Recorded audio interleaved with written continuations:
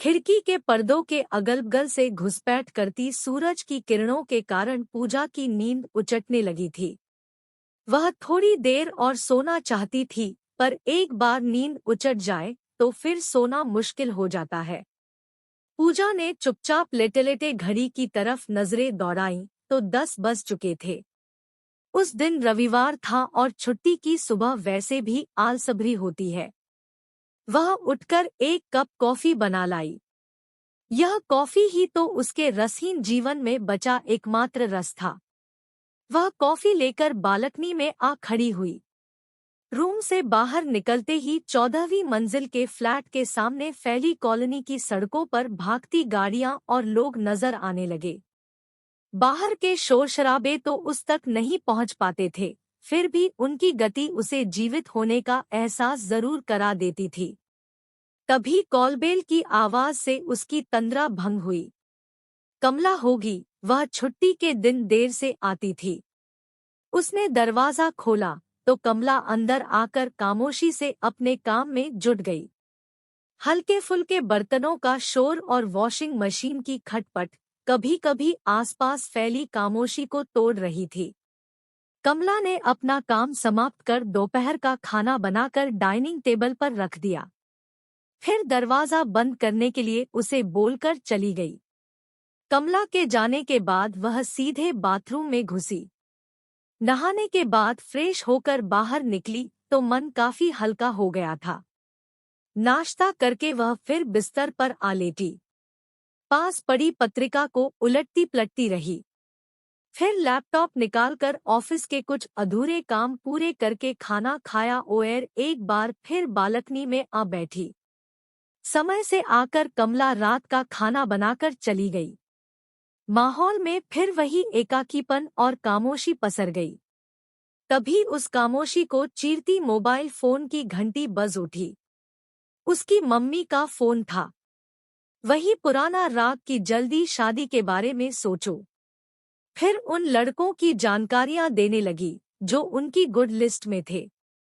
पूजा ने हाँ हो कर अपना मोबाइल रख दिया। मोबाइल रखते ही उसे याद आया कि कल ऑफिस जाना है।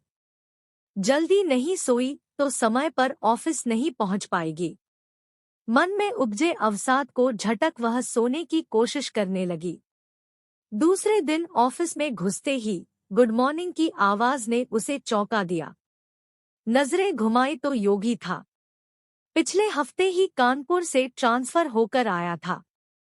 जब से इस ऑफिस को ज्वाइन किया था, तब से किसी न किसी बात की जानकारी हासिल करने के बहाने उसके पास चला आता।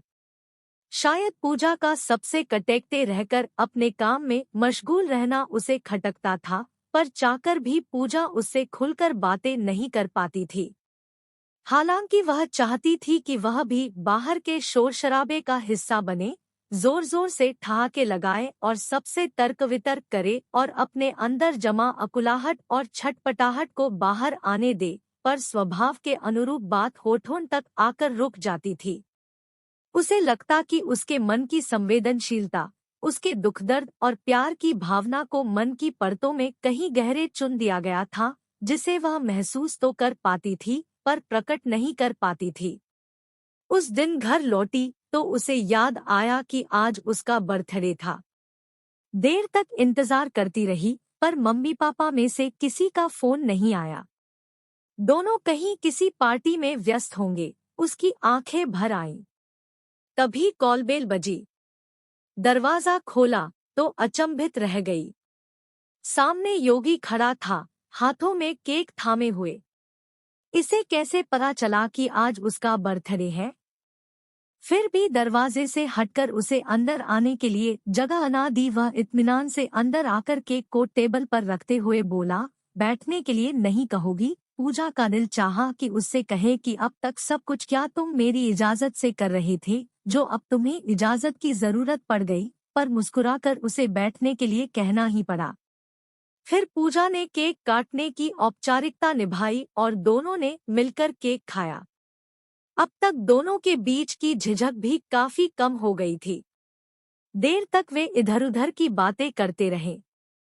थोड़ी देर बाद योगी चला गया पर पूजा की सोच बहुत देर तक योगी के आसपास ही घूमती रही।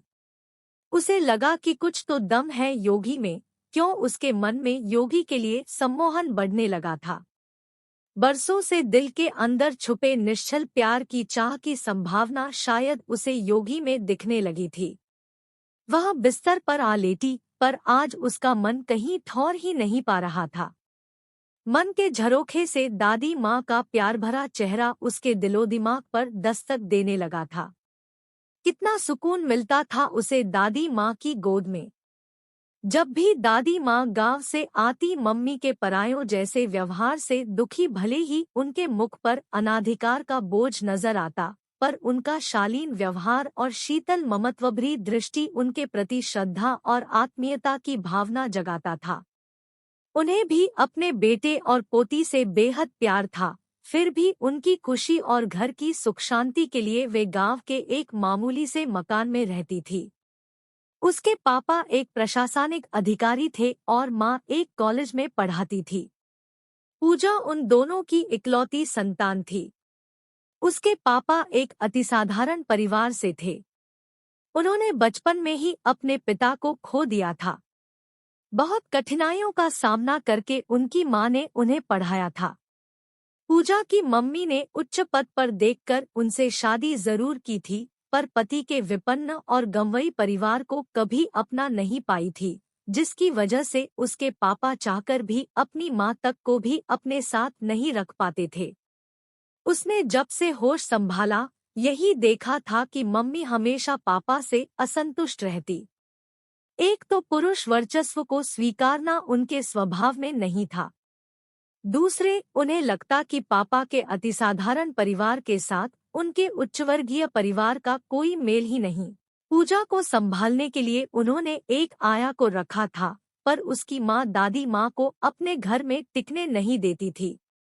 जबकि पूजा दादी माँ के रहने से अपने को ज्यादा सुरक्षित महसूस करती और ज्यादा खुश रहती, पर जब भी दादी माँ आती, एक हफ्ते में ही उसकी मम्मी किसी न किसी बहाने से उन्हें गांव भेज देती। वह अंदर से तिलमिला उठती। चाहती तो थी कि मम्मी के इस फैसले के विरुद्ध आवाज उठाए, पर उसके मन का विरोध मन में ही घुटकर रह जाता। एक डर, तनाव और असुरक्षा की भावना हमेशा उसके दिलोदिमाग में बनी रहती। जड़ता से भरी घुटन उसके अंदर एक अनजानी सी छटपटाहट भर रही थी। हालात से मर्माहत और टूटी हुई पूजा ने एक खामोशी का आवरण ओढ़ लिया था। धीरे धीरे वही खामोशी उसके वजूद का हिस्सा बन गया। अचानक उसे लगा कि उसकी आंखें भीगने लगी है। वह अपनी हथेलियों से अपनी आंखें सुखाती हुई सोने की कोशिश करने लगी। दूसरे दिन ऑफिस गई तो सुबह से ही बारिश हो रही थी। पूजा को ऑफिस से लौटने के लिए कोई टैक्सी नहीं मिल रही थी। योगी ने लिफ्ट देने की पेशकश की तो वह झट से मान गई। पहले योगी का घर पड़ता था, फिर पूजा का। रास्ते में योगी ने अपने घर के सामने कार रोकते हुए उसे घर में चलकर एक कप चाय पीने के लिए आमंत्रित किया, तो वह मना न कर सकी। योगी के पापा नहीं थे। घर में उसकी माँ गायत्री देवी और एक छोटी बहन गौरी थी। दोनों ने उसका स्वागत बड़े प्यार से किया। घर का वातावरण तो साधारण ही था, पर उसकी सीधी सादी और धीर गंभीर माँ के चेहरे पर झलकने वाले प्यार और ममता में ऐसा आकर्षण था कि पूजा को वह अत्यंत आत्मीय लगी। चाय पीने के बाद वह चलने लगी तो बड़े प्यार से गायत्री जी ने योगी को घर तक छोड़ आने की हिदायत देकर भेजा। उनका निश्चल प्यार और अपनापन देखकर उसका मन भीग उठा। न जाने क्यों दादी माँ की यादें ताज़ा होने लगी। तभी तेज बारिश के कारण गाड़ी ने एक जोर का हिचकोला खाया और वह योगी की बाहों में जा गिरी। योगी उसे मुस्कान भरी नजरों से देखते हुए बोला, मैडम, सीट बेल्ट लगाओ। बारिश का फायदा मत उठाओ। कहीं किसी ट्रैफिक पुलिस वाले की नजर पड़ गई कि आपने बेल्ट नहीं लगाई है तो हम दोनों की रात हवालात में गुजरेगी। उसकी बातों से पूजा तो जैसे पानी पानी हो गई। नहीं, वो गाड़ी के हिचकोले, उसकी जबान न जाने क्यों लड़खड़ा गई। योगी ने प्यार भरी मुस्कान से पूजा को देखा तो वह और भी नर्वस हो गई। बारिश तेज होती जा रही थी। योगी की सतर्क नजरें अब सड़क पर जमसी गई थी और पूजा की चोर नजरें योगी के चेहरे पर। एक अनजानी सी अनुभूति उसे मोहित करने लगी थी। तभी योगी द्वारा अपनी चोरी पकड़े जाने का ख्याल मन में आते ही उसके गाल सुर्ख हो गए और उसने नजरें घुमा ली, पर दिल चाह रहा था कि वे दोनों उम्र भर ऐसे ही चलते रहें, लेकिन मंजिल आ ही गई। उसके फ्लैट के कैंपस में काफी पानी भर गया था। कहीं ऐसा न हो कि पूजा पानी में चलते हुए गिर जाए। यह सोचकर योगी बेझिझक उसकी बाह पकड़कर उसे लिफ्ट तक छोड़ आया। अपने फ्लैट में आकर कपड़े बदलकर सोने की कोशिश करने लगी, पर नींद आंखों से कोसों दूर थी। योगी की छुअन में जाने ऐसा क्या था कि वह देर तक प्यार से अपनी बाह सहलाती रही, जैसे सारे जहां की खुशियां उसके दामन में भर गई हों। तभी अचानक उसकी सारी सोच पर जैसे लगाम लग गया, जब उसे याद आया कि उसकी मम्मी इस रिश्ते के लिए कभी इजाजत नहीं देंगी। उन्होंने अब तक उसके दिमाग में भी यही डाला था कि उसके पापा की अच्छी नौकरी के कारण वह एक गलत परिवार में फंस गई, जिसका समाज में कोई स्टेटस ही नहीं था। वह योगी के लिए भी वैसा ही सोचेंगी, पर पूजा क्या करे?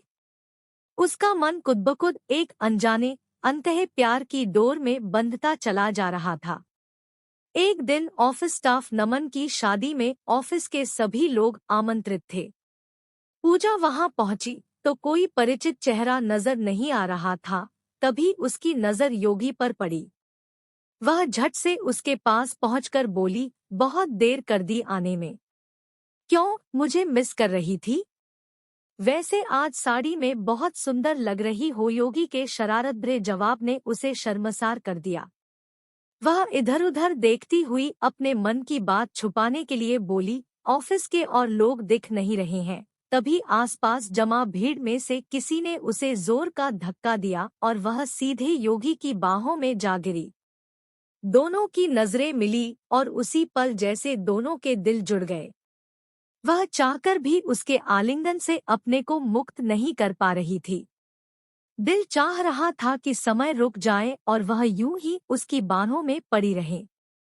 न अपना होश था, न आसपास की भीड़ का। जीवन में पहली बार वो किसी के लिए ऐसा महसूस कर रही थी। पर लोगों की बेधती नजरें और व्यंग्यात्मक मुस्कानों ने जल्द ही उसे होश में ला दिया और वह खुद को संभालती हुई योगी से अलग जा खड़ी हुई। देखते देखते ऑफिस के और लोग भी आ गए। फिर तो हंसी मजाक, खाने और बातों का सिलसिला शुरू हो गया। अंत में जब सब घर चलने को तैयार हो गए तो वह योगी से बोली कि उसे घर तक छोड़ दे। तभी नैना को जैसे कुछ याद आ गया। वह अपने बैग से एक लिफाफा निकालकर योगी को देते हुए बोली, योगी, तुम्हारी शादी के लिए आंटी ने जिस लड़की की फोटो और कुंडली मंगवाई थी, इस लिफाफे में है, उन्हें दे देना और तुम भी देख लेना। एक बात और, इन लोगों को जल्दी जवाब भी चाहिए, तो 1-2 दिन में अपना जवाब मुझे बता देना। नैना तो चली गई, पर उसे गहरा झटका दे गई। अब तक जो वह सोच समझ और महसूस कर रही थी, क्या वह सब झूठ था? क्या योगी उसके विषय में गंभीर नहीं है? तभी योगी ने उसे चलने के लिए कहा तो वह यंत्रचालित सी उसके बगल में जा बैठी। रास्ते भर दोनों चुप ही रहे। घर आकर कपड़े बदलकर बिस्तर पर लेटी तो उसके मन में बवंडर सा मचा था। कभी मम्मी के आग्नेय नेत्रों का आतंक, तो कभी योगी का आकर्षण, उसका प्यार भरा चेहरा। फैसला तो उसे लेना ही पड़ेगा। उसकी मम्मी ने अपना जीवन हमेशा अपने हिसाब से जिया। न पापा की कोशिशों का ध्यान रखा, न ही दादी के सम्मान का। उन्होंने हमेशा उसे यही समझाया कि अपनी खुशी ही आदमी के लिए सर्वोपरि होती है। रिश्तों में त्याग की बातें आडंबर के अलावा कुछ नहीं है। फिर मम्मी की खुशी के लिए वह क्यों त्याग करे? मन के आक्रोश से अब कालिमा छटने लगी थी। ऐसा न हो कि यही सब सोचने समझने में योगी को ही खो दे। कभी कभी किसी के जीवन में कोई संबंध अचानक इतना आत्मीय हो जाता है कि उसे खो देने का भय बर्दाश्त करना भी मुश्किल हो जाता है। उसने घड़ी की तरफ देखा।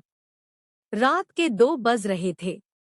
कोई बात नहीं, अगर योगी उसे प्यार करता है तो समझेगा भी। उसने योगी का नंबर मिलाया।